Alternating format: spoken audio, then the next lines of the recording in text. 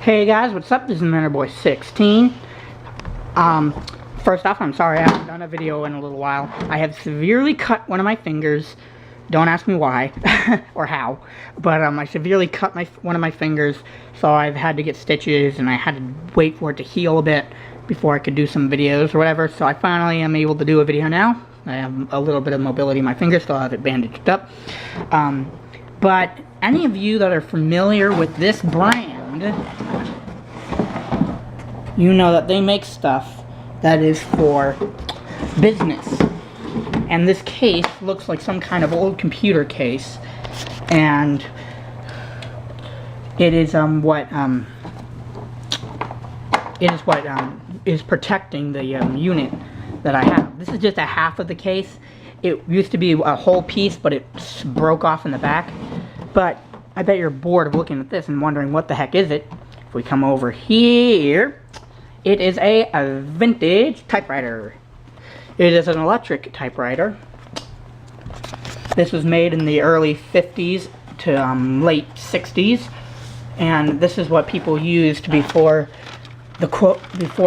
computers and Macintosh and Zenith and a bunch of other computer companies came out. This is what they would use. They would use a typewriter like this, and this is where I got this from a resale shop for $8. And let me tell you, I got a lot for that money. This thing is made almost entirely out of metal, except for the little plastic parts to the keys, which is understandable, and a bit of the roll and stuff for that. But this thing came complete with everything I needed to be able to get it to work. It has an ink cartridge in here already. I'm not going to inject that because I don't want to. It's annoying to get it out. But it has a ink cartridge already in there. It has everything I needed. It has all the parts. But when I got it, it was actually broken. Two of these little two of these little punch things had come off the hinge that's in here, and it stopped working properly. So I had to remove some of the parts and clean, and this blue thing actually comes off, so I can give you a bit of an in-depth view. Two of these little cantilevers here, they were used to push these up, or push the little bar with the information of the letters and all that stuff up, but they came dislocated, so they wouldn't work. So I had to open this thing up, and I had to remove the back little piece here, and then take out there's like a little piece of metal in here that goes all the way through them, and I had to remove that so I could actually remove these and be able to get the cantilevers back on to be able to get it to work.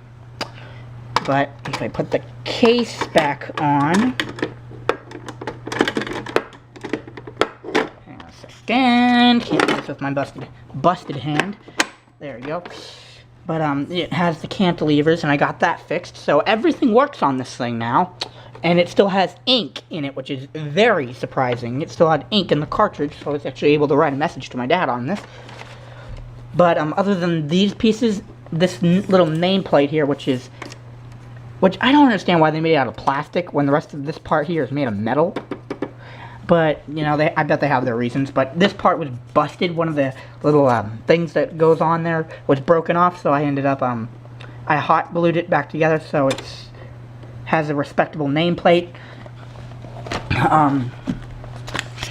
The whole thing works, and then you have your basic controls on here, which this is your paper inlet, and then you push the button and it allows your paper wheel to move freely. But when you don't have the button, it moves the gears as well, and it gives you a little bit more precise of moving. It doesn't damage the thing, but it does give you a bit more precise moving. So if I come on, yeah, I can actually show you guys that this will actually work and run. And it is electric, and it is fully automated. So let's see here, close that up. And then get that high enough, and then close the paper hold thing there. And make sure everything is good. Alright, and this is electric, so if I turn it on, you'll hear it start up. It has a little motor in there with a fan or something, and it starts up. Very quiet. Very smooth motor. So if I hit enter, it sets itself up, and it is fully automated. So watch as I do this. I'm going to type us a little sentence here. You won't be able to see it because it's underneath this, but once I remove it, you'll be able to see it, but you'll be able to see the workings work. Alright, so I'll switch hands here so I can use my right hand.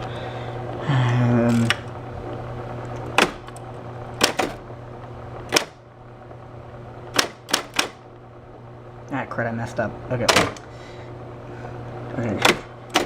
Shift, I.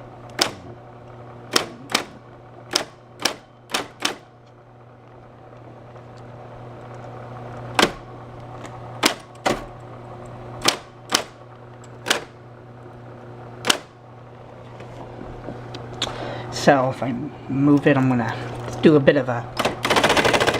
You can see it typed my YouTube channel name. It's not very dark ink, but it does show up, and you can read it, and it makes a good statement. You can actually read it. This thing works beautifully. Everything works on it. The backspace key works. Everything works on here. But when I got it, it was messed up, and I had to fix it, which took about 30 or so minutes, or an hour, I'm not exactly sure, but I was able to fix it and get it running again. So, now I have my own vintage computer-based thing, and it says touch selector on there. I'm not exactly sure what that means, but it's a sticker with touch selector on it. So it's all electric. It uses electromagnets, and it uses the motor to be able to do stuff.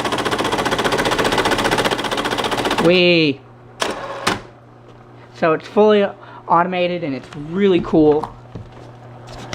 And again, I found this thing for $8. Something like this nowadays can go for up to $200, and it complete or whatever. So I got this thing for a bargain. So it was a really good piece of equipment. Works really well, and I really honestly couldn't ask for much more. I think it has a calculator built in because it has the MR button on there, which normally on calculators means memory. But I'm not sure. But it works, as I showed you. And I will be showing you some papers I'm going to write with this. I might actually end up using this for my own little room stuff, or whenever I'm writing little notes. But anyway, I wanted to show you guys this. I think it's a really cool piece of equipment. I actually have to say I kind of like the bluish and turquoise colors that they use on it. It makes it look very, very retro. So, but anyway, I hope you guys enjoyed. Please don't forget to comment, like, and subscribe. And if you have any questions, be sure to post. And I will be sure to get back to you. But anyways, I hope you guys enjoyed. Please don't forget to comment, like, and subscribe. And I'll see you guys later. Stay cool, YouTube. Bye.